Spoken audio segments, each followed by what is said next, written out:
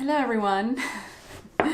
I'm very excited to talk to you all today because I want to share a little bit about my master's capstone thesis. This first video, I'm gonna kind of share an introduction to what I did for my master's degree. And the reason why I'm doing this is because I really feel like higher education should be available, and why not put it on YouTube? Instead of it just staying kind of in a library, the school library somewhere where only the students can access it, when the point of all this work that I did was so that it could be accessible and usable for people. So yeah, and I can talk more about that, I guess, but for now I just want to spend time kind of introducing my project. Other episodes I will chat more and go into more detail. So I'm just looking at my project, at my document, my 80-page document. So let's introduce topics. So the topic was menstrual health, hygiene, management. So this topic is really important. Half of the world menstruates, and half of the people that menstruate practice something called inadequate menstrual health and hygiene management. So this mostly impacts girls and women in lower and middle income countries. So what people used to talk about as developing countries or third world countries, we say low and middle income countries. Anyways, girls and women around the world practice inadequate menstrual health and hygiene management. Why is this important? Well, it impacts many parts of girl and women's lives. It impacts it socially, psychologically, personally. This is very important that there is an inadequate practice of menstrual health and hygiene because it impacts women and girls. So my project focused in Colombia. So most of the information that I have that I researched, not all of it, but a lot of it, was focusing in the Colombian context. So Colombia is a Latin American country, South American.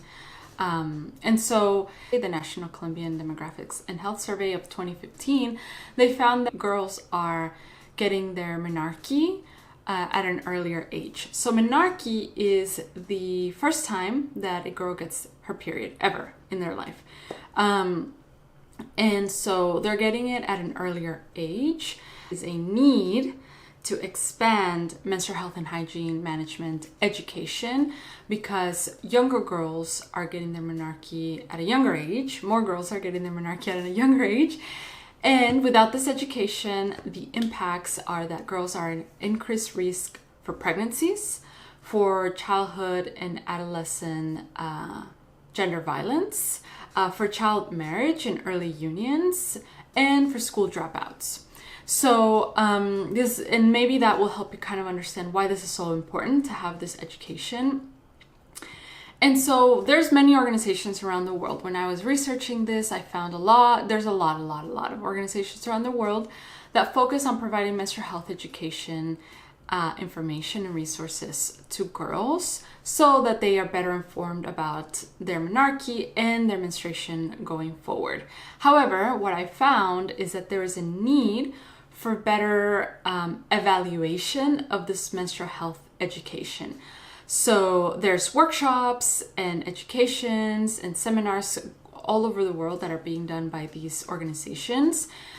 But there is a lack of the evaluation and the monitoring that to understand if these workshops are helping or what their impact is and how is it helping and how can it be better. There's a need for this comprehensive evaluation of menstrual health education workshops to better document the effects that this education is having on women and girls so that then it can give us feedback and better inform the programming that we want to do and the interventions and have more effective interventions.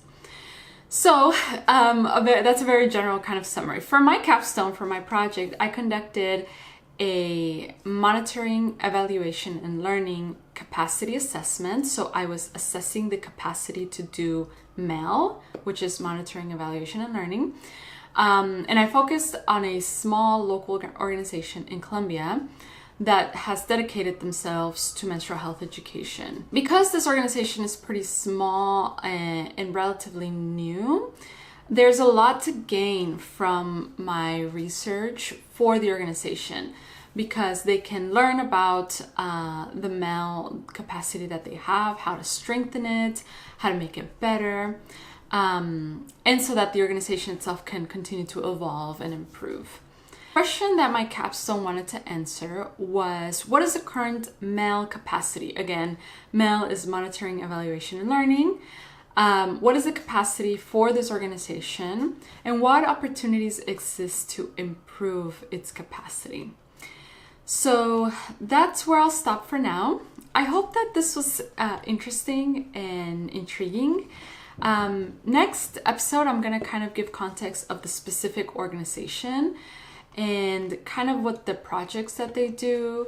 And then I'm going to talk about the literature review. So the literature review is all the information that I found after reading hundreds of academic journals and information on the web, to kind of find where we stood as I was trying to dive into this topic of menstrual health education and the monitoring and evaluation aspect.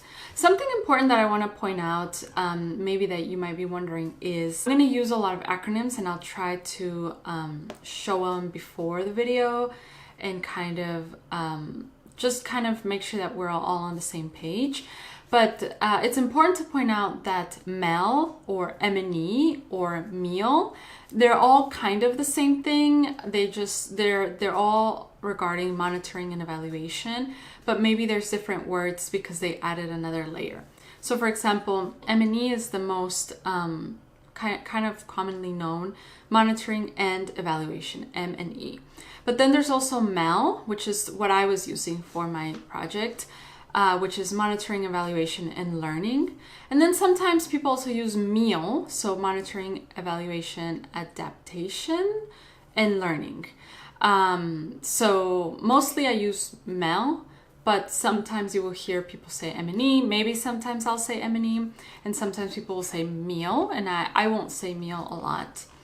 So yeah, I'm excited to continue on this journey to share this process of what I did. So yeah, if you have any questions or comments, please let me know. Thank you.